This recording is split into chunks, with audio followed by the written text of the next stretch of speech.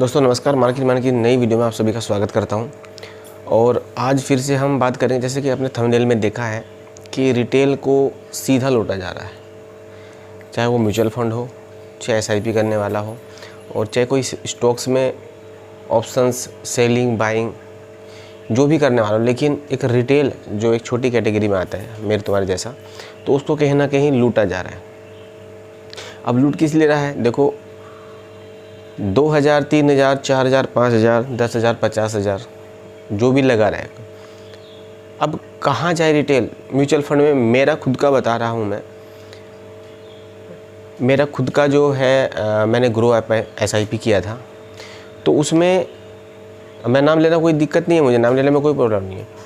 उसमें मोतीलाल ओसवाल का जो है मेरा जो फंड क्राइटेरिया तो पूरा हो चुका है, मेरा जो लॉक इन पीरियड था वो पूरा हो चुका है। उसके बाद भी मैं अपना पैसा वो नहीं निकाल पा रहा हूँ। सोचो, बाकी में जो लगा हुआ है आईसीआईसी वगैरह में लगा हुआ है वो अभी लॉक इन पीरियड में है, हो सकता है 2-4-5 महीने बाद वो भी ओपन हो जाए। तो ये मैं निकाल नहीं पा रहा हूँ। मैं फ़ोन करते करते थक गया ग्रो ऐप में, लेकिन मेरा फ़ोन भी पिक नहीं किया।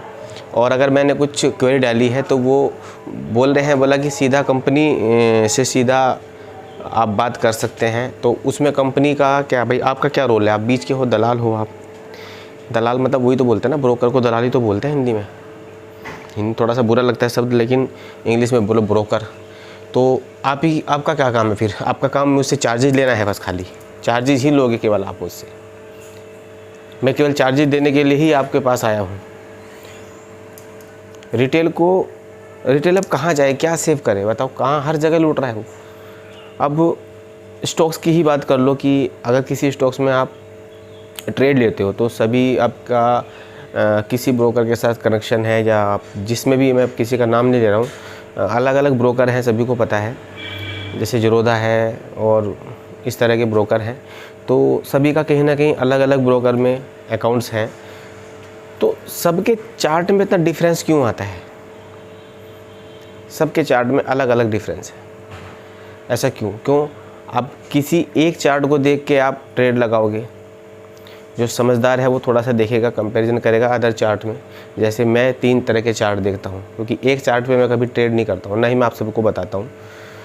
तो उसमें क्या है, आपने कुछ पोजीशन ली है और वो आपके ब्रोकर में अप साइड दिखा रहा है और दूसरे ब्रोकर में डाउन साइड दिखा रहा है। तो कहीं ना कहीं आपने अपने चार्ट पे, जो कि गलत चार्ट बता रहा है, आपने उस पर ट्रेड लिया और आपका ऐसे लीड हो गया, या आपका माइनस में पोजीशन जा रहा है, लेते ही आपका माइनस में पोजीशन जा रहा है। तो अब कहाँ जाए? किस पे विश्वास करें? किसके भरोसे पे हम ट्रेड करें? किसके भरोसे पे हम इन्वेस्टमेंट करें? इस चीज़ पर सेबी की नज़र नहीं है। रिटेल को बचाने के लिए तो सब आज़ाद, रिटेल को बचा रहे हैं, हम आपको पैसे को बचा रहे हैं, हम आपका हित चाहते हैं। भाई हित नहीं चाहते हो आप, क्योंकि रिटेल कमाने लगा है, रिटेल कमा रहा है। ये 90% आप जो रेशियो दे रहे हो, 90% रेशियो दे रहे हो, तो फिर क्यों आ रहे हैं सभी? भाई ऐसा तो नहीं है ना कि कोई कमा नहीं रहा है, ऐसा नहीं है। क्यों? क्योंकि वो चाहते नहीं है हम लोग उनके साथ बैठ के ट्रेड करें, जो बड़ी बड़े इतने पैसे को लगा के प्रॉफिट बनाते हैं। और एक रिटेल जो कि 2-3-4 साल में सीख के या कैसे भी करके वो उस 5,000 से 8,000 से अगर वो 10,000 या 15,000 बना रहा, तो उनको देखा नहीं जा रहा है।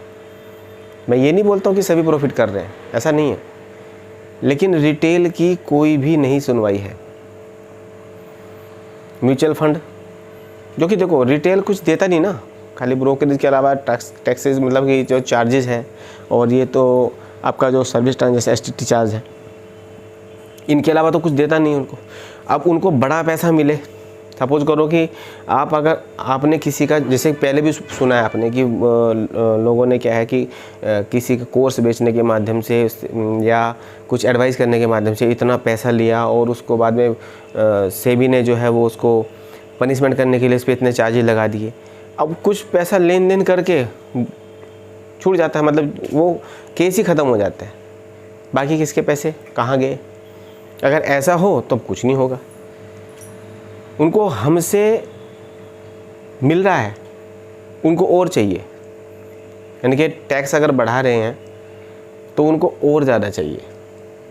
रिटेल के बारे में कोई नहीं सोचा और हमारी कोई सुनवाई भी नहीं है।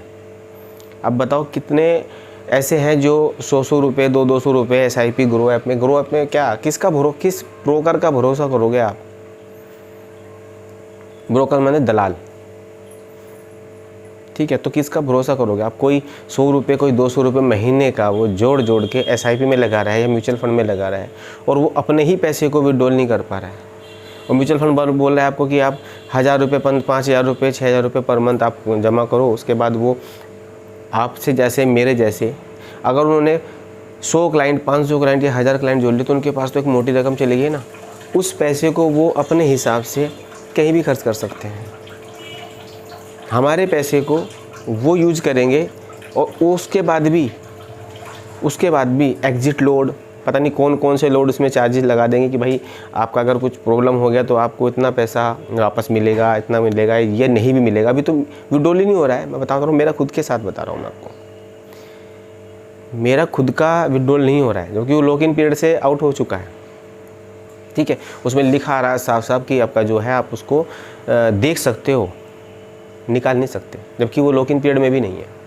तो कहाँ जाए? अब रिटेल जो है, जैसे मान लो चलो मैं ट्रेड करता हूँ, है ना, मेरे ऑप्शंस मैं भी ट्रेड करता हूँ और मेरे होल्डिंग मतलब पोजीशन मेरी काफ़ी कोरोना टाइम से पहले की पोजीशंस अभी तक लगी हुई हैं, ठीक है। तो मैंने काफ़ी डिप पे बाइंग किए थे। तो उसी टाइम पे मैंने SIPs भी शुरू की थी म्यूचुअल फंड में, काफ़ी SIP शुरू की थी। तो किसी एक जगह तो पैसा नहीं रखता ना कोई रिटेल की, भाई मैं थोड़ा जगह हर जगह डिवाइड करके रखता है वो। तो अभी हर चीज़ को देखना पड़ता है ना कि भाई मैं ट्रेड कर रहा हूँ तो अपने स्टॉक्स में भी क्या मेरी पोजीशन चल रही है, कितना प्रॉफिट कितना लॉस मुझे दिखा रहा है। और वहीं अगर मैं SIP वगैरह भी कर रहा हूँ तो उसमें भी देख रहा हूँ कि भाई मुझको कितना प्रॉफिट कितना लॉस देखने के लिए मिल रहा है, या मेरा लॉक इन पीरियड ख़त्म हुआ तो मैं इसको, जब देखो कोई भी सुनेगा कि भाई इसमें म्यूचुअल फंड में प्रॉब्लम हो रही है और वो भी, तो हर कोई सोचेगा पैसा निकालने के लिए, लेकिन वो पैसा नहीं निकल रहा है तो क्या जाएगा, कहाँ जाएगा, किसको बोलेगा? ब्रोकर तो हाथ खड़े कर दिया, मैं तो मजबूर हूँ जी।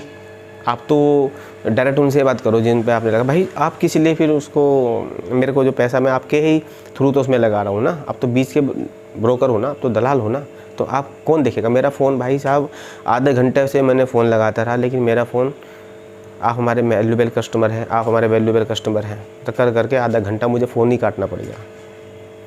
क्या करेगा, कहाँ जाएगा? एक तो नहीं है, मेरे जैसे तो नहीं है, मेरे जैसे कितने होंगे, मेरे से बड़े बड़े भी पैसे लगा के रखे होंगे, तो कहाँ जाएंगे? मतलब रिटेल की कोई सुनने वाले ने सीधी लूट मच रखी है। जो मैंने आपको डिस्क्रिप्शन में जो लिखा हुआ था, सॉरी डिस्क्रिप्शन में जो दिया है मैंने, और जो मैंने थंबनेल पे लगा के रखा, मैं रियली बता रहा हूँ कि सीधा सीधा रिटेल को लूटा जा रहा है। वो कहाँ से कैसे मार्केट से पैसा कमाए, इतने सारे उसके ऊपर मतलब कि बाउंडेशन लगा दी जाती है, इतने बाउंडेशन कसे जाते हैं कि आप ना किसी को इन्फ्लुएंस कर सकते। भाई इन्फ्लुएंस कोई कर रहा है, मैंने अभी तक किसी से कोई पैसा लिया ही नहीं, ना ही मैं किसी की लेने की उम्मीद हूँ। मैं केवल अपना व्यू शेयर करता हूँ, पहली बात तो ये है, और ना ही मैं किसी को बोल रहा हूँ कि आप यहाँ पर बाइंग कर लो, इतना SL है, ना वो कर सकते। और दूसरी बात, भाई देखो मैं रजिस्ट्रेशन तो हूँ नहीं, मेरा रजिस्टर्ड तो मैं हूँ नहीं सेबी रजिस्टर्ड कि मैं आपको एडवाइज करूँगा, मैं अपना केवल बता सकता हूँ, मतलब जो, और आने वाले टाइम में मैं वो सब कुछ बता दूँगा जिससे मैंने ट्रेड किया है, किसी से कोई मैं पैसा नहीं ले रहा हूँ। तो कहीं ना कहीं ये है कि हर चीज़ रिटेल के ऊपर ही जाकर रुक जाती है कि ये कुछ वीडियो ना बनाए, किसी को लुभावने लालच नहीं दे। भाई मैं तो ये सब करता नहीं हूँ, पहली बात तो ये है। लेकिन सीधी सी बात है, जो मुझे आता है, जो मैंने सीखा है, मैंने आज तक, फिर बोल रहा हूँ, मैंने ना किसी का आज तक कोर्स किया है, ना ही मैंने किसी को आज तक कोई टिप बाई करने की, सेल करने की टिप आज तक नहीं ली है। मैंने खुद को, अपने आप को, जो मैं आपको बताता हूँ मार्केट में, वो मैंने खुद से बैठ के रात को 1-1, 2-2 बजे दिन पूरे दिन ख़राब करके मैंने वो सीखा है, अपने खुद से पैसे दे के। ऐसा नहीं कि मुझे लॉस नहीं हो, मुझे बहुत लॉस हुए। पहले स्टॉक्स में करता था मैं, फिर फ्यूचर्स में आया, फिर ऑप्शंस में आया, डायरेक्ट ऑप्शन में नहीं आया मैं।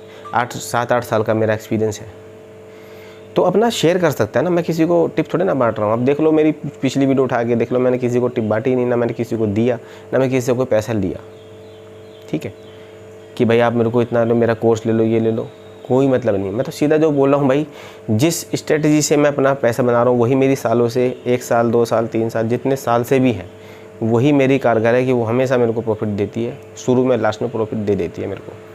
और कितना चाहिए, एक 10%, 5%, इतना चाहिए, 15%, बस हो जाता है। वही मैं आपको बता देता हूँ और आप जाके देख लो मेरी वीडियोस। लेकिन बात वो नहीं है कि लूटा क्यों जा रहा है कि ब्रोकरेज भी दे रहे हैं,